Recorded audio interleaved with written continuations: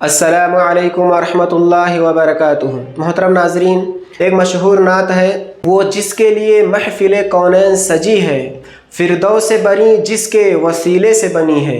وہ جس کے لیے محفل کونین سجی ہے، فردوس بنی جس کے وسیلے سے بنی ہے، وہ میرا نبی میرا نبی میرا نبی ہے۔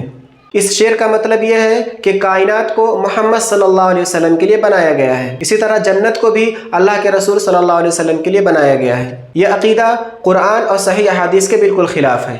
اس عقیدے کی بنیاد موضوع اور ضعیف روایتیں ہیں، جن پر اعتبار کرنا بالکل بھی صحیح نہیں ہے۔ علامہ البانی نے ایک روایت اپنی کتاب السلسلۃ الاحادیث الضعیفہ والموضوعہ کے اندر بیان کیا ہے کہ لولاک ما خلقت الافلاک، اے محمد صلی اللہ علیہ وسلم، اگر آپ نہ ہوتے تو میں کائنات کو پیدا نہ کرتا۔ اس روایت کو ذکر کرنے کے بعد علامہ البانی نے اس کو موضوع قرار دیا ہے۔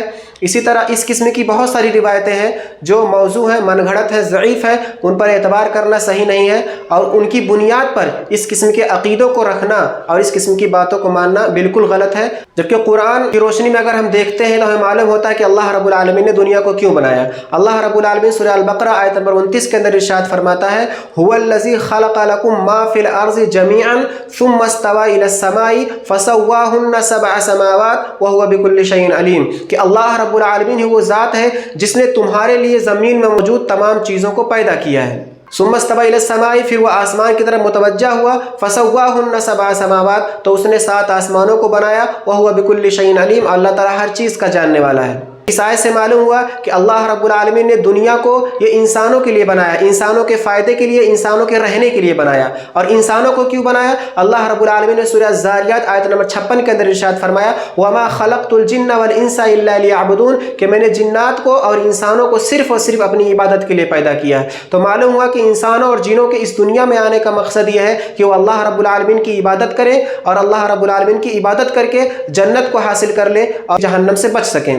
تو دنیا کا بنائے جانے کا مقصد انسانوں کی بقا کے لیے ہے، اور انسانوں کے بنائے جانے کا مقصد یہ ہے تاکہ انسان اللہ رب العالمین کی عبادت کرے۔ یہ صحیح عقیدہ ہے، قرآن و حدیث کے مطابق ہے۔ اس کے برخلاف یہ عقیدہ رکھنا کہ دنیا کو اللہ رب العالمین نے محمد صلی اللہ علیہ وسلم کے لیے بنایا ہے، اگر محمد صلی اللہ علیہ وسلم نہ ہوتے تو دنیا کا وجود نہ ہوتا، اگر محمد صلی اللہ علیہ وسلم نہ ہوتے تو جنت کو نہ بنایا جاتا، یہ عقیدہ بالکل غلط ہے، قرآن و حدیث کے خلاف ہے۔